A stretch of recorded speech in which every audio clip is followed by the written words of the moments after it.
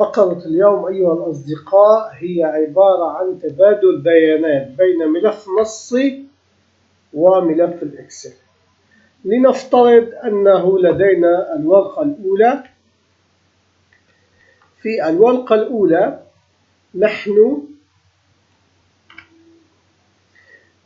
الأولى يوجد بيانات، هي جدول للتاريخ والأسماء. هنا نحن لدينا مجلد،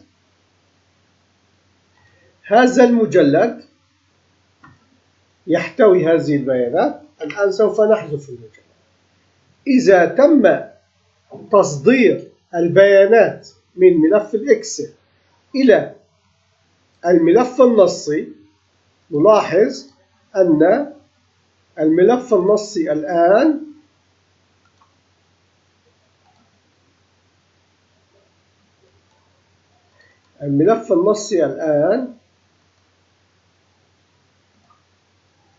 قد احتوى على البيانات.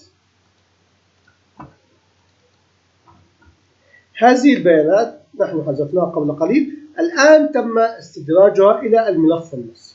البرمجة الموجودة هنا هي عبارة عن عدة أسطر تقول لنا المتغير الأول يأخذ مجال ويكون الخلية المفعلة ثم يحدد الباقي لها. فإذا في هذا السطر نحن حددنا المجال الجدول كله، ثم يطلب مننا أن نعرف العمود الأول العدد، ثم نقوم بعملية جمع البيانات وإنقاصه رقم 1، ثم أخذ أول سطر. عندما نأخذ أول سطر والسطر التالي فإذا أصبحنا جاهزين لكي نأخذ هذه البيانات إلى الملف النصي الذي هو موجود في نفس مكان تواجد ملف الإكسل. بهذه الحالة تم فتح الملف النصي وتم إرفاقه إلى البيانات من وإلى. وهذه الحلقة الثانية تأخذ الداتا من سطر سطر إلى أن ننتهي وتتأكد إذا كانت الداتا التي تذهب هي تاريخ لكي تحفظها كتاريخ، وإذا كانت رقم لكي تحفظها كرقم، وإذا كانت غير هي فإذا تحفظها كداتا معين.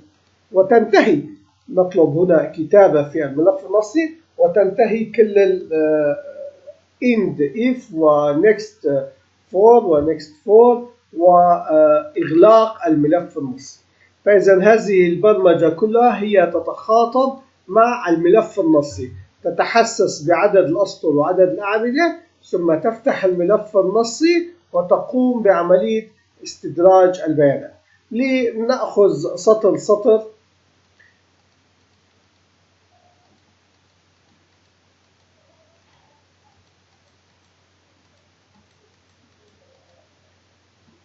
إذا طلبنا التنفيذ نلاحظ أنه أخذت الأرقام وتم تنشيط الأرقام كما موضح، وتم معرفة عدد الأسطر، والآن يتم عملية التسجيل. نلاحظ أنها تم عملية التسجيل هنا، أنها تاريخ.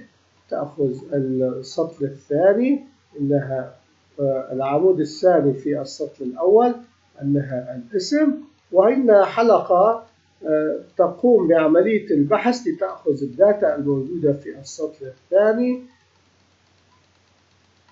وهكذا نحن الآن وصلنا إلى السطر التالي، إلى الآن نحن في السطر الرابع، إلى أن نصل إلى السطر الخامس. البيانات الآن سوف ننتهي. هذا هو التاريخ، هذا هو الداتا، انتهى. فإذا حصلنا على المعلومات الموجودة في ملف النصي في ملف الإكسل، وأرفقناها وحفظناها في الملف النصي. الآن العملية العكسية هي أننا نريد أن نستدرج ما هو موجود في الملف النصي. نلاحظ هذا النوع من الاستدراج فصل بين العمود الأول والعمود الثاني بفاصلة، والنوع الثاني من عملية الاستيراد من الملف النصي إنه قام بعملية فصل العمود الخاص بالتاريخ والعمود الخاص بالاسم. كيف تمت هذه العملية؟ نلاحظ أنها أخذت الأسطر البرمجية التي تقول أننا بالمتغير المعين نحدد، ثم نفتح الملف النصي الذي نحن نعرف مكانه ونقوم بعملية البحث عن كل الأسطر الموجودة في هذا الملف، وكل سطر موجود عن طريق الحلقة، كل سطر موجود يأخذ المكان الذي نحن محددينه وينتقل خطوة وينتقل خطوة إلى أن نحصل على البيانات بشكل عام. وهذه هي الطريقة التي يكون فيها العمودان موجودان في مكان واحد. أما الطريقة الثانية التي هي أفضل من الأولى تقول أنها سوف تذهب إلى الملف النصي والتي تعرف مكانه وتتحسس إذا لم يكن موجود ملف نصي تنتهي البرمجة، وتأخذ قيم صفرية للمتغيرات وتقوم بالحلقة التي تقول أن السطر الأول والداتا الأولى تذهب إلى الخلية الفلانية، ثم نقوم بعملية زيادة المتغير ليأخذ السطر الثاني والعمود الثاني، وبهذه الطريقة نحصل على العمود الأول منفصل عن بيانات العمود الثاني، وتنتهي البرمجة التي كانت خاصة باستيراد البيانات الموجودة في الملف النصي. البرمجة جميلة جدا ومفيدة لكي نتخاطب مع ملف الإكسل، تصدير له بيانات واستيراد منه بيانات. نلتقي بدرس جديد إن شاء الله.